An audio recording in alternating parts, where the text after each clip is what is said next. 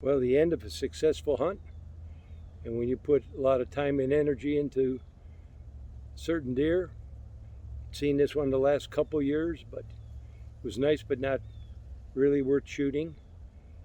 And I almost didn't get this guy. It was seen a couple days earlier, and he just didn't give me a shot. Something spooked him, and there were some does around, but I didn't get a good shot, even though it was relatively close.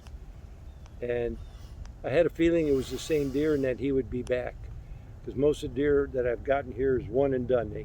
I only see them one time, and that's the time I get them, or had gotten them. But I felt that this guy would be back with the amount of does that are around. I just felt really good about it.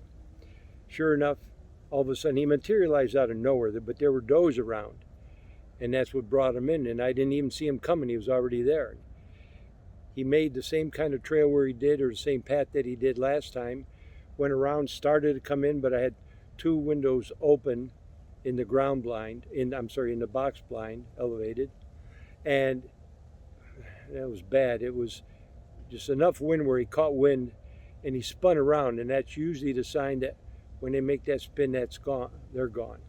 Spun around, and I thought, so he disappeared in the brush, and then here he came back where I had another avenue into where the does were, and I had some feed out. He started in, and again, something he didn't know was right. I thought, oh boy, you go through all this, and I had to have two windows open in case. So I could see he was leaving, but he kept eyeing does on that were off to my right. And I thought I had to take a shot that would be normally than I normally would take. I like 15 to 25. This was 35, almost 40.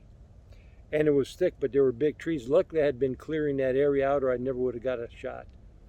And I figured when he gets to that opening, even though it's a little further, that's my only shot. And the way he's acting, I don't think I'm going to get a third chance. So I figured when he gets to that opening, now I don't like to take a moving shot, but that was all I had. And he got to that opening and hit him, bolted, and using the new Tenpoint Viper, I mean, boy, this thing shoots. Gee, unbelievable. I shot, he bolted, and good hit, but these new crossbows are so fast you don't even see the arrow go. But it hit him, he maybe went 60, 70 yards at the most. And I mean, when you accomplish something after you put a lot of time and energy in, it's like, wow. So if it wasn't for that crossbow and the everything just worked out right. Things happened in the right way, the right time, and I was successful. Can't beat that.